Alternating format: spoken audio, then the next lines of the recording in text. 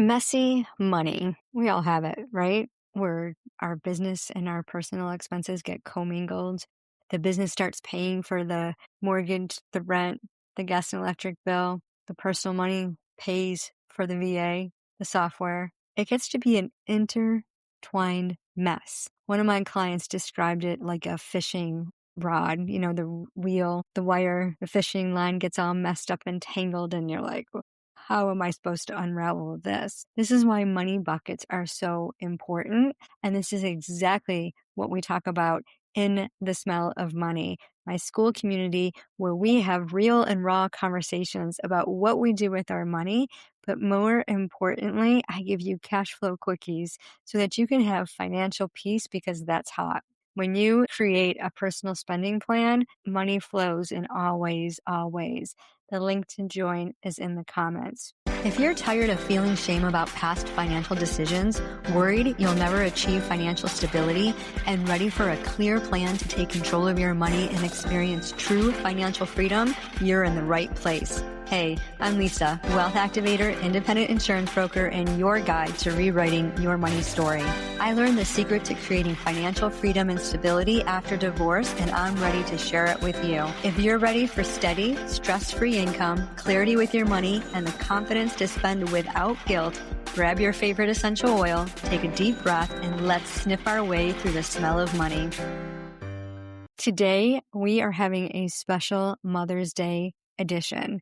I want to talk about something that almost nobody talks about on Mother's Day. Messy money. Not those cute Instagram version of the Mother Day where everybody's wearing beige linen, the cowboy hats, making organic pancakes shaped like butterflies. I'm talking about checking your account before swiping your card, pretending you didn't see the Amazon notification, moving money around like it's a hostage negotiation, and saying, we're not eating out this week. Well, secretly, you're ordering DoorDash because you don't feel like cooking. You're emotionally exhausted. And I just want you to be really honest with yourself today. Money can feel heavy. That burden of getting the bills and sitting down and looking at everything and being, where is it all going to come from? Especially when you're the only one carrying that emotional load. As a divorced or single mom, you have a lot on your plate. Wow. Give yourself some credit for what you've been doing. You're not just making decisions for yourself, you're making them for your family as well. And every money decision suddenly feels tied to, am I doing enough? There's a sense of guilt that we have that we need to pour into our kids to make up for our mistake. And if you're watching this on YouTube, you're going to see my fingers with that quotation. Now you know on the podcast. But what if you thought differently? What if you said, instead of I am doing enough, am I screwing this up? Will my kids struggle? You said, I am doing the best that I can.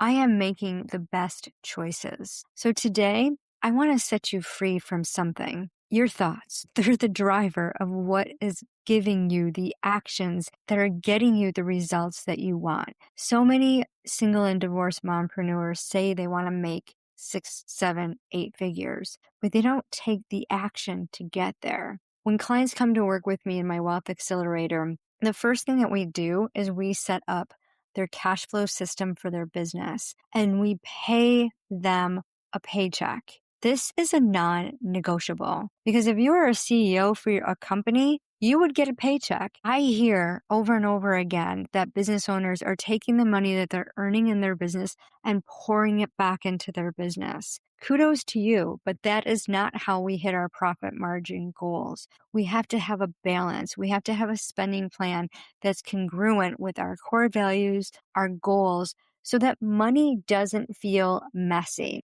And just because money feels messy doesn't mean you're a bad mom. I've shared before that I have filed bankruptcy at 22. What I don't talk about is how embarrassed I felt afterward. I was a bankruptcy paralegal. I knew better. I had spent years trying to become good with money. I did restrictive budgets. I clipped coupons. I told myself no constantly. Anytime, no way was I spending money on myself. Meanwhile, I was stressed, spending in secret. I was working 3 jobs and still didn't feel like I had enough. And when I made those secret purchases, the kind that only cost $27, I deserve this. I've had a hard week. It's for the kids. Ladies, Target has taken more women out than inflation. Amazon said, you seem emotionally vulnerable. Here's a lightning deal.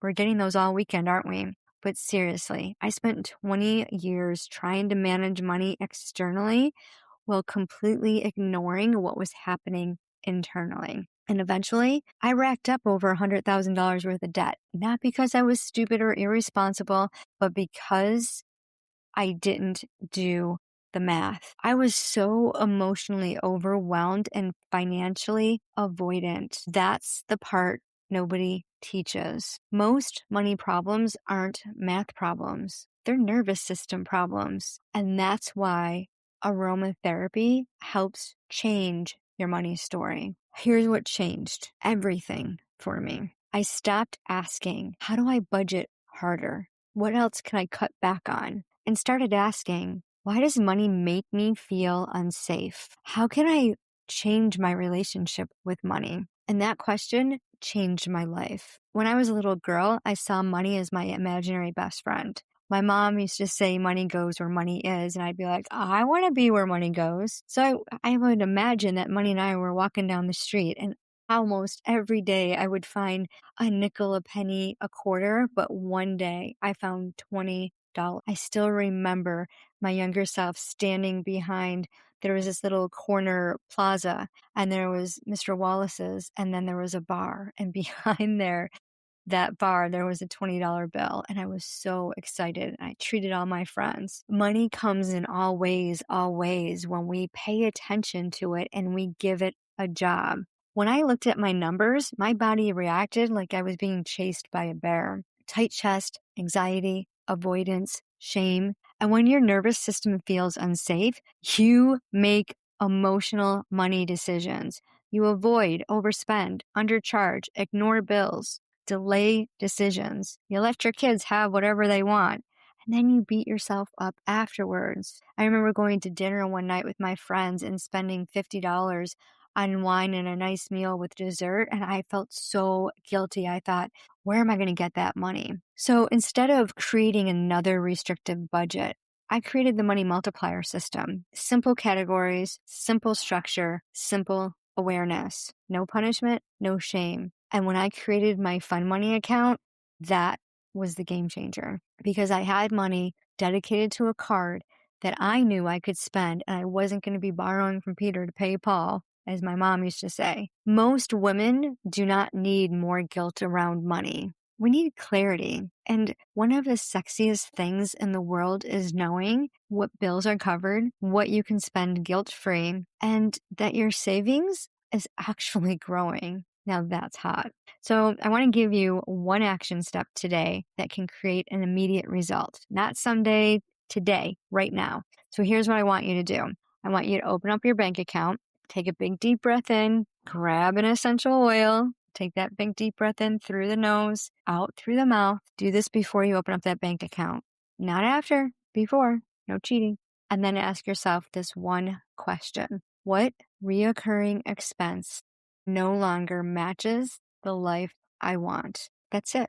What reoccurring expense no longer matches the life I want? Not how do I fix my whole life?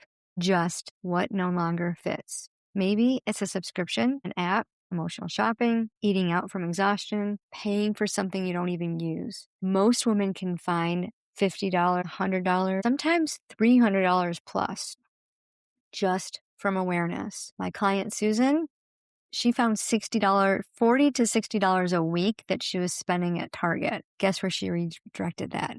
To a trip to Ireland. That's your tangible awareness, not perfection, awareness, because awareness creates power. And in the Smell of Money, when you join, there's a money awareness challenge. For 7 days, you just pay attention, simple, and you start to become aware of how your money is working for you. game changer. Financial knowledge is sexy. Before we wrap up, to every mom listening, you are not failing because your finances feel messy right now. You are learning. You are carrying things most people never see.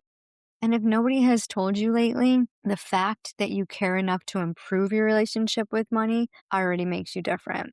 You're changing the story, not just for you, but for your kids too. And that matters. Because remember, it doesn't matter how much money you have, it's what you do with it. Happy Mother's Day. No, you are the best mom ever. Hey, mompreneurs, I hope you enjoyed today's episode.